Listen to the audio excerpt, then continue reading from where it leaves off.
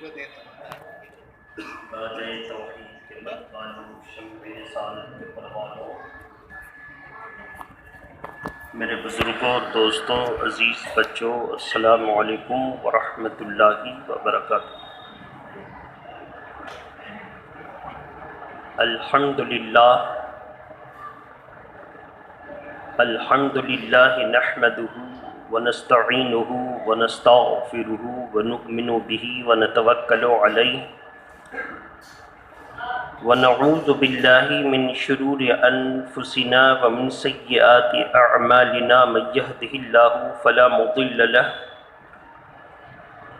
ومن یضللہ فلا ہادی لہ، ونشہد ان لا الہ الا اللہ وحدہ لا شریک لہ، ونشہد ان سیدنا محمدا عبدہ ورسولہ، اما بعد فاعوذ باللہ من الشیطان الرجیم، بسم اللہ الرحمن الرحیم۔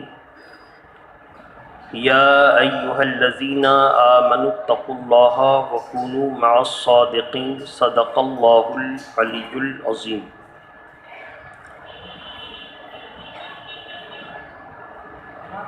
واہ کیا مرتبہ اے غوث ہے بالا تیرا، واہ کیا مرتبہ اے غوث ہے بالا تیرا، اونچے اونچوں کے سروں سے قدم اعلیٰ تیرا، سر بھلا کیا کوئی جانے کہ ہے کیسا تیرا، اولیاء ملتے ہیں آنکھیں وہ ہے طلوہ تیرا۔ عزیزان ملت اسلامیہ، آج کی اس محفل نور میں جب کہ ہم اور آپ اپنے رب کے حضور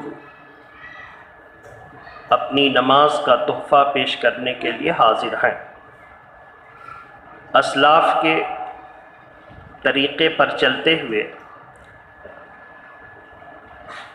اس وقت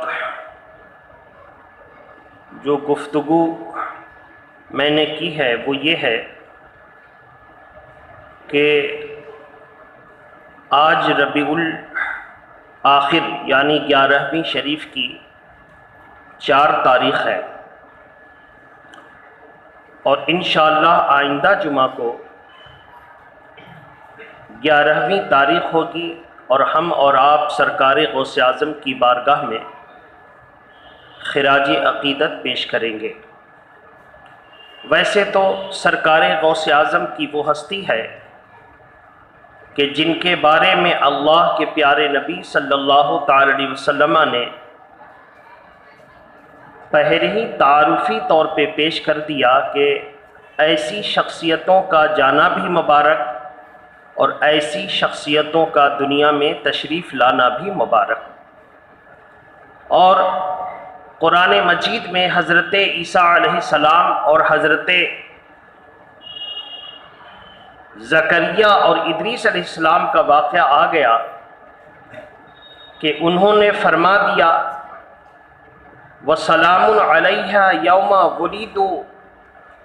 وُلِدَ وَيَوْمَ يَمُوتُ وَيَوْمَ يُبْعَثُ حَيًّا، سلام ہو اس دن پر جس دن پیدا کیا گیا، جس دن میں وفات پاؤں۔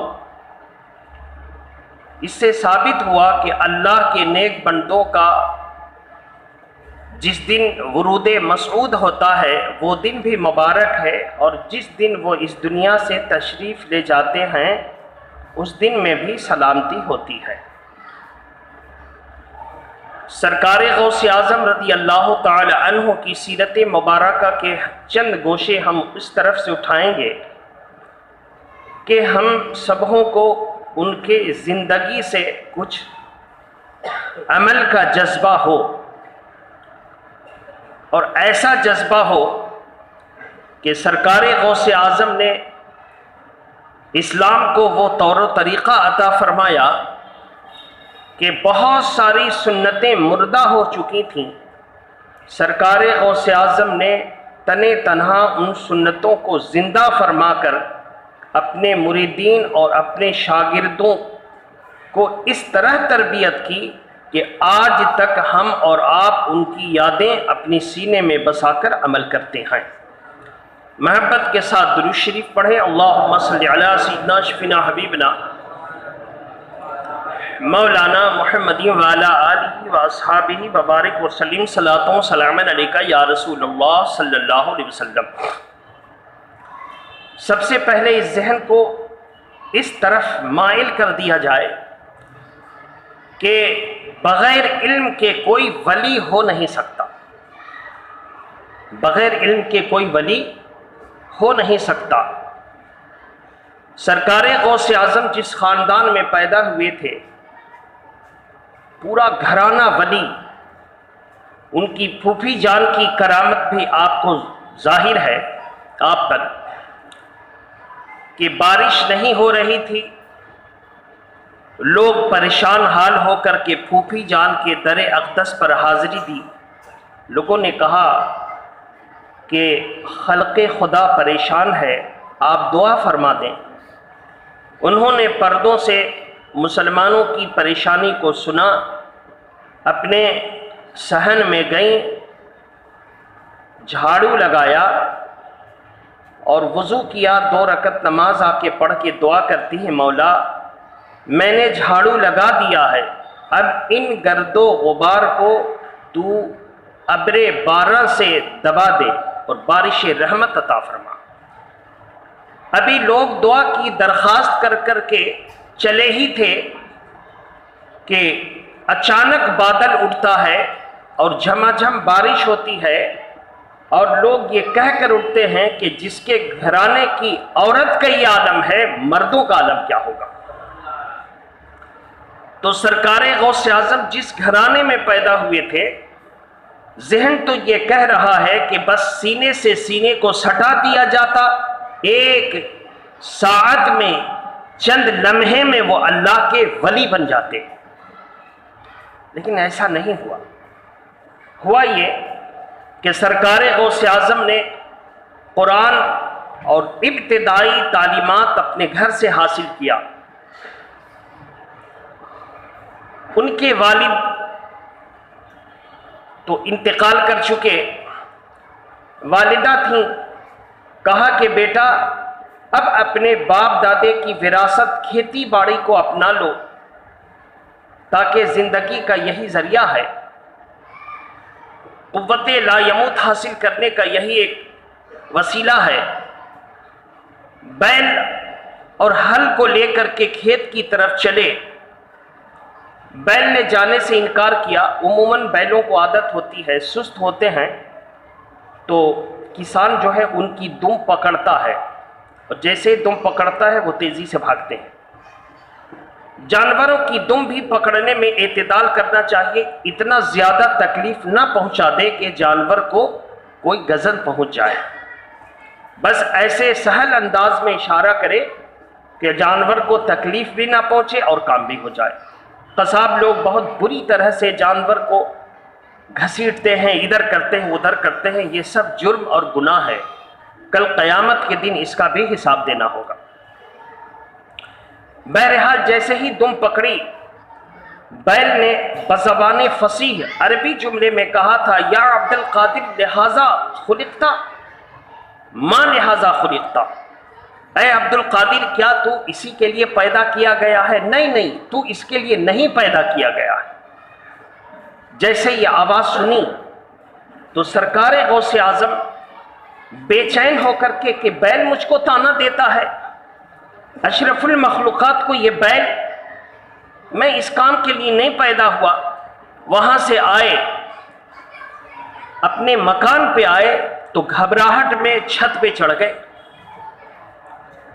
عموماً جب بچے گھر لوٹتے ہیں اور ماں گھر پہ نہیں ہوتی ہے تو کمروں میں تلاشتے ہیں، اور ماں جہاں ہوتی وہاں چلے جاتے ہیں۔ گھبراہٹ میں چڑھ گئے تو ماں تو اپنے کسی کمرے میں تھیں، لیکن جب چھت پہ چڑھے تو بغداد یعنی عراق کی سرزمین سے عرب کی سرزمین کو دیکھ لیا۔ کیا دیکھا کہ عرفات کے میدان میں حجاج اکرام اللہ کی حمد و ثنا کر رہے ہیں۔ جب عراق کی سرزمین سے میدان عرفات کے منظر کو دیکھا تو دل کی دنیا میں انقلاب بپا ہوا، نیچے تشریف لائے، والدہ سے عرض کیا کہ امی آج ایسا میرے ساتھ ہوا ہے، اب میں اس خاندانی پیشے کو نہ اختیار کروں گا، بلکہ اللہ کے پیارے نبی ہمارے اور آپ کے نانا جان کا فرمان ہے کہ علم یہی ہے اصل میں اللہ کے نبی کی وراثت۔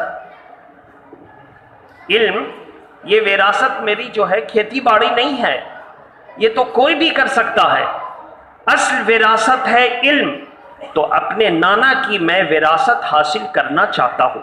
اس کی تائید ایک دوسری حدیث سے ہو رہی ہے کہ سیدنا ابو ہریرہ رضی اللہ تعالی عنہ مسجد نبوی میں حضور صلی اللہ تعالی وسلم کی حدیث کی روشنی میں علم بانٹ رہے تھے۔ کسی صحابی کو علم کی طرف مائل کا جذبہ پیدا ہوا تو انہوں نے بازار میں جا کر اعلان کر دیا، اے لوگو، تم بازار میں خرید و فروخت میں مشغول ہو اور اللہ کے پیارے نبی کی وراثت مسجد نبوی میں بٹ رہی ہے۔ تو بہت سے نئے نئے صحابہ بھی تھے، اس اصطلاحی زبان کو نہ سمجھتے ہوئے انہوں نے سمجھا کہ حضور کی وراثت میں جو مال ہے وہ تقسیم ہو رہا ہے، ہم ضرورت مند ہیں، جائیں اور لے لیں۔ وہ آئے تو دیکھا کہ برگزیدہ بزرگ اور اجلہ صحابہ موجود ہیں اور حضور کی حدیث کی روشنی میں علم کی باتیں ہو رہی ہیں، تو بیٹھ گئے۔ محبت والے تھے، صحابی تھے، جنتی تھے، بیٹھ گئے۔ بعد میں جب بات ہوئی تو کہا آپ نے تو کہا تھا کہ حضور کی وراثت بٹ رہی ہے، یہاں تو علم بٹ رہا ہے۔ صحابی نے کہا کہ اللہ کے پیارے رسول نے یہی تو فرمایا ہے کہ انبیاء جب وصال کرتے ہیں تو ان کا مال سب صدقہ ہے، ان کی اصل وراثت جو ہے وہ علم ہے، اور جس کو بھی علم سے حصہ ملا وہ نبی کی وراثت پا گیا۔ اصل وراثت علم ہے۔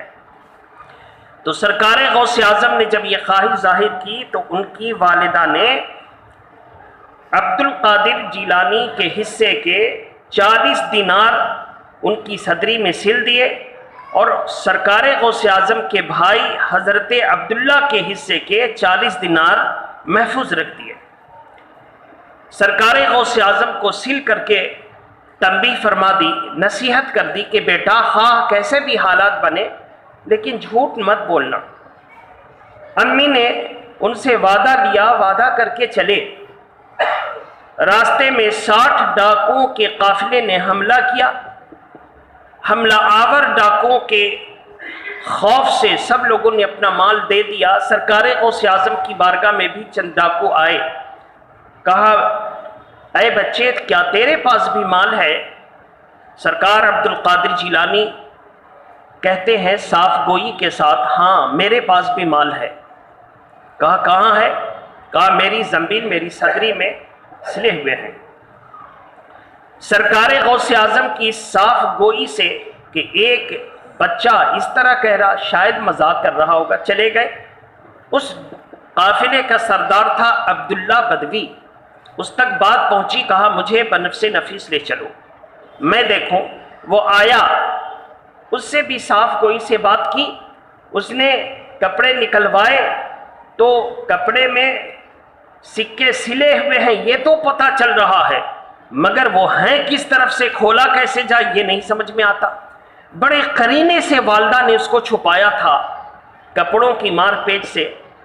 عبداللہ بدوی کہتا ہے کہ شہزادے آپ کے گھر والوں نے جب اس کو اتنے قرینے سے چھپایا تھا تو آپ نے بتا کیوں دیا؟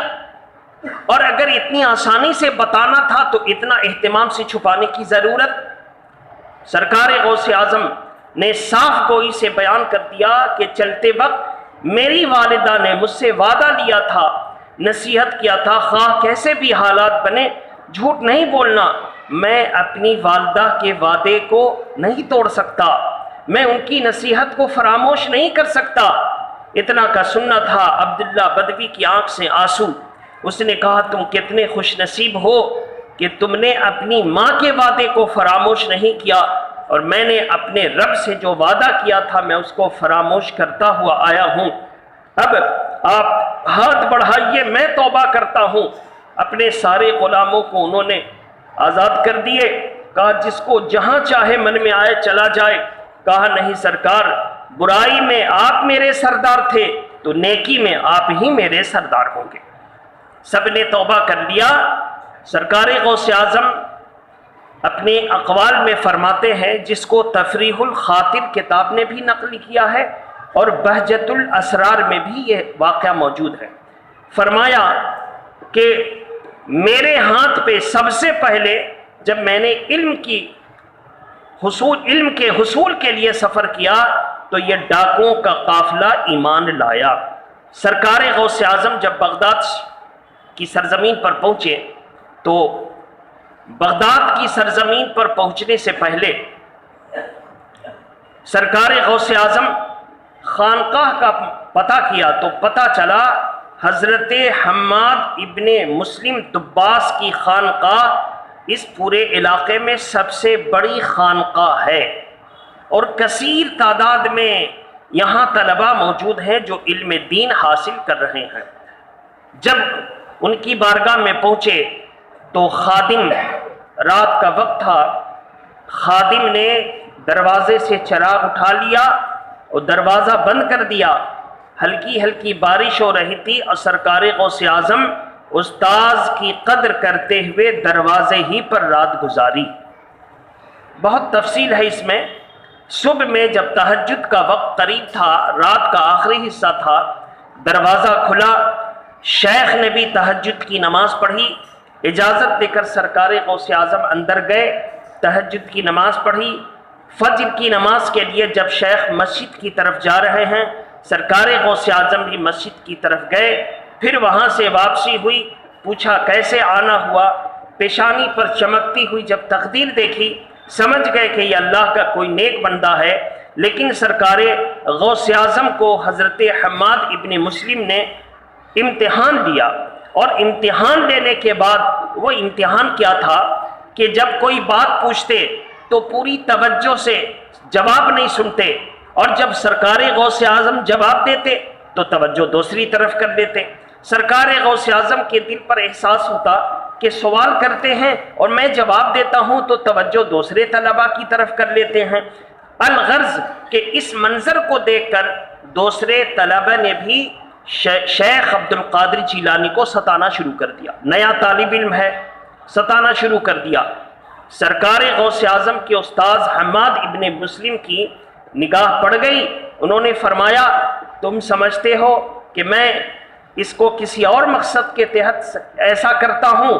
خبردار، تم چراغ ہو چراغ، ٹمٹماتے چراغ رہ جاؤ گے، اور میں دیکھ رہا ہوں کہ اس کا سورج جب چڑھے گا اور جگمگائے گا تو قیامت تک اس کی روشنی پھیلے گی، تم چراغ ہو ٹمٹما کر رہ جاؤ گے۔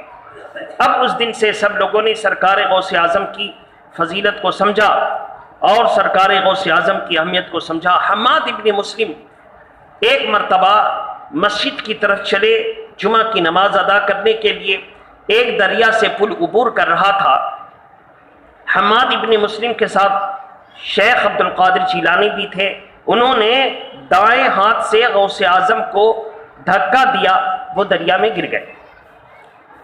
سرکار غوث اعظم سردی کا موسم، اونی جبہ پہنے ہوئے، ایک جبہ کو جو جیب میں تھا فوراً نکالا اور اوپر کر لیا تاکہ جمعہ کے دن یہ سوکھا رہے تو بدل سکیں۔ باہر نکلے، کپڑے نچوڑنے کے بعد نہانے کی جگہ حمام پہ پہنچے، بھیگے ہوئے کپڑے بدلے، غسل کیا، اور اس کے بعد سوکھے کپڑے کو پہن کر مسجد کی طرف آئے۔ فرمایا جب طلباء نے دیکھا کہ ان کے ساتھ تو ایسا ہوا، کہا کہ میں نے اس کا امتحان لیا۔ عبد القادر امتحان میں اتنا پکا ہے کہ استاد اتنی سختی کرتا ہے مگر استاد کے خلاف ذہن نہیں بناتا، استاد کے خلاف کوئی وسوسہ دل میں پیدا ہوتے نہیں دیکھتا اور پیدا ہونے بھی نہیں دیتا۔ اس سے پتہ چلا جس طالب علم کو اپنے استاذ کی اتنی قدر اور عزت ہے، یقیناً یہ ایک دن بہت بڑا علم والا بنے گا۔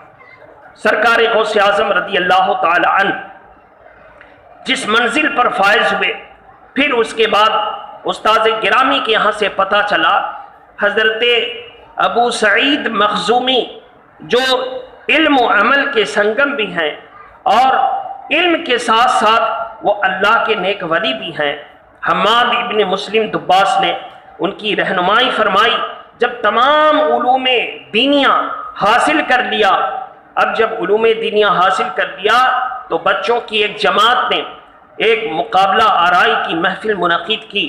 سرکار غوث اعظم رضی اللہ تعالی عنہ سے ایک آیت کریمہ کی تفسیر پوچھی، سرکار غوث اعظم نے تفسیر کا جواب دیا، دوسری تفسیر کی، تیسری تفسیر کی، چوتھی تفسیر کی، یہاں تک کہ پانچویں تفسیر تک سارے طلبہ خاموش ہیں اور 11 تفسیر فرمائی۔ استاد سے پوچھا، حضرت 5 تفسیر تک تو ہم جانتے تھے، ایک آیت کریمہ کی 11 تفسیریں عبد القادر نے کی۔ کہا میں کہتا ہوں نا، عبد القادر مجھ سے سبق پڑھتا ہے، لیکن جب علم حاصل کر لیتا ہے تو جتنی محبت سے علم حاصل کرتا اس سے کہیں زیادہ اس پر اس کے نانا کا فضل ہو جاتا ہے۔ تو میرے محترم بزرگ اور دوستو، اب لوگ سرکار غوث اعظم کے علم اور کمال کو محسوس کرنے لگے تھے، یہاں تک کہ سرکار غوث اعظم فارغ ہوئے۔ فارغ ہونے کے بعد اب طبیعت میں آئی کہ دنیا کو چھوڑ دیا جائے، ترک دنیا کر دیا جائے اور تارک الدنیا ہو کر کسی گوشے میں جا کر، کسی جنگل میں جا کر اللہ کی عبادت و ریاضت کی جائے، جو علم حاصل کیا ہے اس کو عبادت میں لگا دے۔ ابھی ایسا کا سوچنا ہی تھا کہ آ رہے تھے بغداد کی جامع مسجد میں نماز کے لیے، ایک بوڑھا کمزور ملا، اس نے کہا عبد القادر مجھے سہارا دے دے، اور جب سہارا دے کر کے اٹھایا تو کیا دیکھتے ہیں کہ یہ تندرست نوجوان خوبصورت اور بڑی عظیم الجثہ بن گیا۔ متحیر ہو کر پوچھتے ہیں کہ کیا آپ کمزور نہ تھے؟ کہا عبد القادر میں انسان نہیں ہوں، میں تیرے نانا کا دین ہوں، دنیا والوں نے مجھے کمزور کر دیا تھا، نبی کے دین میں غلط باتیں ملا کر کمزور، نبی کے دین میں خرافات کو شامل کر کے کمزور، دنیا کی بری بری رسموں کو ڈال کر کے کمزور، دین کی طرف سے دور ہو گئے، رسموں پر عمل کرنے لگے۔ میں کمزور تھا لیکن اللہ نے تیرے وسیلے سے مجھ کو پھر تندرست کر دیا، تیرے ہاتھوں پہ پھر اسلام جگمگا اٹھے گا۔ اور دوسرے جملے میں ارشاد فرمایا تو دین کا محید ہے، محیی کا مطلب ہوتا ہے محیی، زندہ کرنے والا، دین ملا دے تو محی الدین، تو دین کا محیی ہے، دین کو زندہ کرے گا۔ اور جب سرکار غوث اعظم جامع مسجد پہ قدم رکھا تو لوگ دوڑے ان کی جوتیوں کو لینے کے لیے تاکہ اٹھا کے رکھ دیں گوشے میں، اور کہنے لگے یا محی الدین السلام علیک، یا محی الدین السلام علیکم۔ سرکار غوث اعظم کہتے ہیں اس سے قبل مجھ کو محی الدین کے لقب سے کسی نے نہیں پکارا تھا، یہ پہلی مرتبہ ہے کہ وہاں محی الدین کا لقب ملا اور خلق خدا کو معلوم ہو گیا، یہ اللہ کی طرف سے تھا۔ بہرحال سرکار غوث اعظم کا تقوی اور پرہیزگاری کا یہ عالم کہ 7 سال تک برج خلیفہ میں، یعنی خلفائے عباسی کا محل جو کھنڈرات میں تبدیل ہو چکا تھا اور انہوں نے اپنا محل دوسری جگہ بنایا تھا، وہ کھنڈر وہ جگہ تھے جہاں اللہ کے دین کو حاصل کرنے والے تنہائی کا فائدہ اٹھا کر ان کھنڈرات میں جا کر اپنے اسباق یاد کرتے تھے، اپنے سبق کو ازبر کرتے تھے، ذہن میں بٹھاتے تھے۔ ازبر مطلب پکا یاد کرنا، زبانی یاد کرنا، اپنے اسباق کو ازبر کرتے تھے۔ سرکار غوث اعظم بھی اسی برج، سرکار غوث اعظم کے اس تعلیم و تعلم کا یہ ہوا کہ اس برج کو برج عجمی کہا جانے لگا سرکار غوث اعظم کی نسبت سے۔ اس میں جا کر کے اپنے اسباق کو یاد کرتے، اور جب بھوک لگتی تو یہ انتظام کیا، اب جب دریائے دجلہ کے قریب جاتے تو خواہش یہ ہوتی کہ جو سبزی فروش اپنی سبزیوں کو دریا میں دھوتے ہیں ان میں سے کچھ پتیاں گیری پڑی ہوں گی تو وہ لے لوں گا اور کھا لوں گا، اور پیٹ بھر جائے گا تو پھر پڑھنے میں طبیعت لگے گی. لیکن جب جاتے تو دیکھتے کہ ہم سے پہلے 70 سے زائد فقراء ان سبزیوں کی تلاش میں ہیں. سرکار غوث اعظم فرماتے ہیں کہ ایک مسلمان اس طرح پریشان ہو، ان کی پریشانی نہ دیکھی گئی، میں نے اپنی پریشانی کو دبا دیا اور میں نے ان کے لیے چھوڑ دیا. چپ چاپ واپس چلا آیا کہ مجھ سے زیادہ ضرورت مند یہ فقراء ہیں. اور جب آیا تو میں مسجد میں بیٹھا تو نڈھال ہو کر سو گیا. اچانک میں دیکھتا ہوں کہ ایک شخص بھنا ہوا گوشت اور روٹی لے کر مسجد کے گوشے میں آیا اور اس نے کچھ پڑھا، پھر کھانا شروع کیا. مجھ کو کچھ حرکت ہوئی تو اس نے کہا آؤ بھائی تم بھی کھا لو. جب 3 مرتبہ اس نے مجھ کو بلایا تو میں اس کے ساتھ شریک ہو گیا. اس سے پتا چلا آپ کہیں مہمانی میں گئے، میزبان نے کہا کھا رہا تھا وہ، آئیے کھانا کھائیے. اگر اس نے کھانا شروع نہیں کیا ہے تو آپ کیا کہیں گے؟ بسم اللہ کیجئے. اور اگر اس نے کھانا شروع کر دیا ہے تو آپ کیا کہیں گے؟ بارک اللہ، اللہ برکت دے. کھانے کے درمیان اگر آپ کہتے ہیں بسم اللہ کیجئے تو جھوٹ ہوگا، وہ تو کر چکا ہے. تو کھانے سے پہلے بسم اللہ کیجئے، اور اگر کھا رہا ہے تو بارک اللہ، اللہ برکت دے. 3 مرتبہ اس نے اصرار کیا تو سرکار غوث اعظم نے شدت کر لی. چونکہ اب 3 مرتبہ کے بعد بھی بولیں گے نہیں طبیعت نہیں تو پھر جھوٹ ہو جائے گا. اس سے پتہ چلا اگر آپ کو کھانے کی خواہش ہے، ہم کو کھانے کی خواہش ہے، اور کوئی 3 مرتبہ بلاتا ہے تو تیسری مرتبہ میں ضرور حاضر ہونا ہے. اس کا خیال رکھتے ہوئے وہ ہم سے زیادہ ضرورت مند ہے. اس نے ازراہ اخلاق پوچھا ہے، مثلا طلبہ کے لیے. طالب علمی کے زمانے میں ہوتا یہ کہ جب کوئی طالب علم کھانا شروع کر دیتا تو اپنے ساتھیوں کو کہتا آئیے بھائی آپ لوگ بھی. تو اس میں بہت سے لوگ تو آتے شرما کر کے ذرا سا کونا توڑتے اور اس کی دلجوئی کر لیتے، اور کچھ لوگ آتے تو پورا آخر تک شریک رہتے. نمبر یہ ہوتا اس غریب کا بیچارہ جو مدرسے کی زندگی میں ایک مختصر سی اس کی آمدنی ہے، اس غریب کی پوری خوراک اسی میں نظر ہو جاتی. تو ہم لوگ سمجھا دیا کرتے تھے کہ اخلاقی طور پر اس نے آپ سے بلایا ہے آپ کو تو آپ اس کے پورے کھانے میں شریک نہ ہو. آپ کہہ دیجئے کہ مجھ کو ضرورت نہیں، آپ کھائیے، چونکہ مدرسہ میں سبھی ویسے ہیں. اور آپ اگر ایک آدمی بلا رہا اور سب 3-4 مل کے شریک ہو جائیے گا تو وہ کیا کھائے گا؟ اگر وہ نہیں کھائے گا تو پھر بدن کمزور ہوگا، پڑھے گا کیسے؟ چونکہ یہ علم اتنا سخت ہے کہ مغرب بعد سے لے کر 10 بجے تک پڑھنا پڑتا ہے، اور اتنی محنت لگتی ہے کہ ایسا لگتا ہے بھوک سے جان چلی جائے گی. جو آدمی اس لائن سے گزر چکا ہے وہ سمجھتا ہے. بہرحال تو تیسری مرتبہ میں حاضر ہو گئے. قریب جاتے ہیں، بات میں تم کہاں کے رہنے والے ہو؟ میں کہاں کا رہنے والا ہوں. بات آئی تو اس نے کہا کہ میں مقام نیف سے آیا ہوں، مجھ کو ایک عبد القادر نامی بچے کی تلاش ہے. ان کی والدہ نے کچھ زر اور نقد یعنی سونا اور رقم بھیجی ہے. میں 3 دن سے ان کو تلاش رہا ہوں. سفر میں ان کی دی ہوئی رقم ختم ہو گئی تو اس کی امانت میں سے آج 3 دن بھوکے پیاسے رہنے کے بعد میں نے یہ روٹی اور یہ گوشت لے دیا. اس کی امانت میں سے سرکار غوث اعظم سمجھ گئے کہ میری امی نے بھیجی ہے. پوری بات پوچھی، پورا پتہ پوچھا، یقین ہو گیا کہ میری والدہ نے اس کو بھیجا ہے. کہا کہ گھبراؤ نہیں، یہ میری امی ہیں اور یہ میرے لیے بھیجا ہے، اور میرا ہی نام عبد القادر جیلانی ہے، میرے ابا کا نام یہ ہے، میرے نانا کا نام یہ ہے. سب کچھ بتایا. اس نے کہا سرکار معاف کر دیں گے، 3 دن بھوک کے بعد شریعت کی اجازت ہوتی ہے کہ اب کسی ذریعے سے وہ اپنی بھوک کو مٹا سکے تاکہ جان بچ سکے. کہا گھبراؤ نہیں، یہ میں نے تم پر ہبہ کر دیا، تم کو میں نے اجازت دے دی، اب آرام سے تم کھاؤ. اس نے کہا کہ حضرت اب آپ میرے مہمان نہیں، میں آپ کا مہمان ہوں. سرکار غوث اعظم نے خوب بہلا پھسلا کے اس کو کھلایا. رقم جو آئی تھی امی کی طرف سے اس میں سے لیا، اور اس میں سے کچھ رقم اس کو بھی دیا کہ زیادہ راہ تم کو ہو جائے اور آرام سے تم گھر پہنچ جاؤ. اور جو رقم ملی تھی پھر وہ برج اجمی کی طرف گئے، اور جتنے علم کی تلاش میں فقراء سبزیوں کے کھانے کی طرف دریائے دجلہ کے پاس آ گئے. 70 سے زائد تھے. وہ سونا اور وہ رقم ایک ہی دن میں سب کو خیرات کر دیا.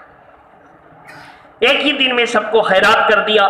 پھر چلے آئے مسجد کی طرف، اور اس شان سے انہوں نے علم حاصل کیا. جب کوئی پوچھتا کہ حضرت آپ علم حاصل کرنے میں 7 سال تک سبزی کھا کر، یعنی جو بقال کا مطلب ہوتا ہے سبزی فروش، جو بقال سبزی کو دھوتے وقت سبزیاں ڈال دیتے کنارے، ان کو چن کر کے آپ نے کھایا، اور 7 سال تک آپ نے اس طرح زندگی گزاری اور علم حاصل کیا۔ کہا کہ یہ علم حاصل کرنا وہ ہے کہ اللہ کے پیارے نبی صلی اللہ علیہ وسلم کی اصل وراثت یہی ہے۔ جس نے علم حاصل کیا اس نے اپنے نبی کی وراثت کو حاصل کر دیا۔ میں نے اپنی امی سے وعدہ کیا تھا کہ امی مجھ کو اجازت دے دیں، یہ کھیتی باڑی، یہ کاشتکاری، یہ میرے نبی کی وراثت نہیں ہے، میرے نبی کی وراثت تو قرآن و حدیث کا علم ہے، اس کی اجازت آپ عطا فرما دیں۔ میں نے امی سے وعدہ کیا تھا، علم کے لیے جا رہا ہوں، اگر علم حاصل نہ کرتا اور کھانے پینے میں وقت گزار دیتا تو امی سے کیا ہوا وعدہ ناکام ہو جاتا۔ تو میرے محترم بزرگ اور دوستو، وہ سرکار غوث اعظم رضی اللہ تعالیٰ عنہ 7 سال تک بقال کی سبزی اور دریائے دجلہ کے کنارے اور برج عجمی میں وہ اسباق یاد کرتے، اور اسباق یاد کر کے اتنا روشن کر دیا کہ بڑے بڑے محدث اور بڑے بڑے مفسر جب سرکار غوث اعظم کی بارگاہ میں حاضری دیتے، کہا یہ تو نوجوان ہے اور یہ کیا جواب دے سکے گا، ہم لوگ تو علم میں ماہر ہیں۔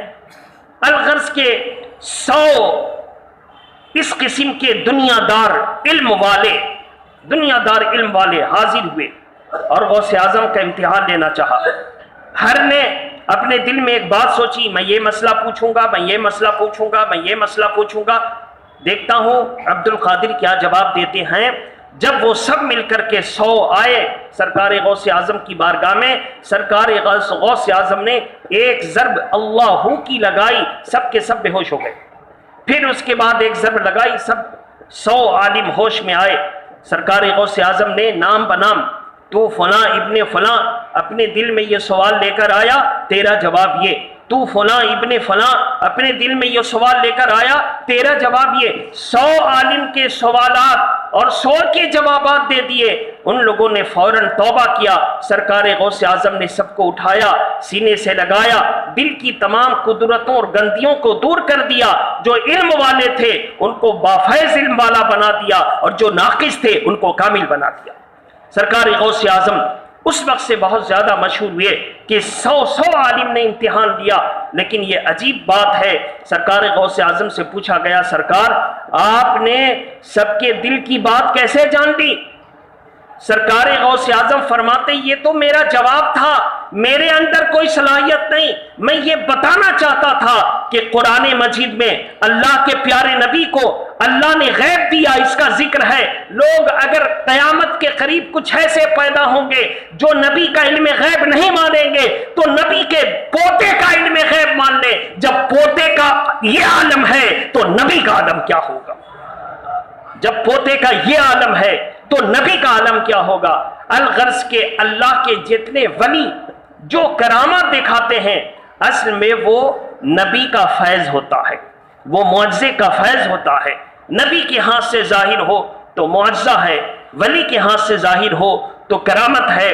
اور یہ معجزہ، یہ کرامت اللہ کی طرف سے ہے، کوئی اپنی طرف سے نہیں پیش کر سکتا۔ اللہ جب اپنے بندوں کو عزت و کمال ظاہر کرنا چاہتا ہے تو اس کے ہاتھ میں معجزہ ظاہر کر دیتا ہے، اس کے ہاتھ سے کرامہ ظاہر کر دیتا ہے۔ تو میرے محترم بزرگ اور دوستو، اللہ کے پیارے نبی صلی اللہ تعالی علیہ وسلم کے اصل میں علم کے پرتو اور عکس سرکار غوث اعظم، علم کی دوسری کڑی انشاءاللہ ہم اگلے جمعہ کو پیش کریں گے، اور آپ کے سامنے ہم ان تمام باتوں کا ماحصل رکھتے ہوئے اپیل کریں گے کہ اصل مسئلہ ہے آج دنیا میں جتنے اختلافات ہیں وہ علم کی کمی کی وجہ سے۔ ہر علم والا اپنے آپ کو سوچتا ہے کہ ہم بہت بڑے علم والے ہیں، لیکن ہم یہ سمجھتے ہیں کہ جس کا علم بزرگوں کے علم سے مل جائے، جس کا عقیدہ بزرگوں کے عقیدے سے مل جائے، سمجھ لیجئے کہ اس کا تعلق غوث اعظم سے ہے۔ اس کا تعلق خواجہ غریب نواز سے ہے، اور جو علم والا دعویٰ تو کرتا ہے کہ علم والے ہیں لیکن اس کو فقہی مسائل میں ٹھوکر لگ رہی ہے اور وہ اپنے بزرگوں کے فتوے پر عمل نہیں کرتا، فتوے پر اعتراض کرتا ہے، جس کو بزرگوں نے ناجائز کہا تھا اس کو جائز قرار دیتا ہے، جس کو بزرگوں نے ناپسند کیا تھا اس کو اپنی زندگی کا حصہ سمجھتا ہے، وہ سمجھ لیجئے کہ وہ عالم باعمل نہیں ہے بلکہ وہ گمراہ ہے۔ اس لیے سرکار غوث اعظم اپنے دور میں جب تشریف لائے تمام خرافات کو چھاڑ دیا، تمام علماء کے باطن قدرتوں کو نکال دیا، اور اللہ تعالیٰ اپنے اسلام کو قیامت تک رکھے گا اور ہر دور میں ایسا مجدد بھیجے گا جو تمام خرابیوں کو دور کر دے گا اور صحیح اسلام کا نقشہ پھر پیش کر دے گا۔ اللہ تعالیٰ ہماری اور آپ کی حاضری کو قبول فرما لے۔ وآخر دعوانا ان الحمدللہ رب العالمین۔ السلام علیکم۔ کھڑے ہو جائیں سفید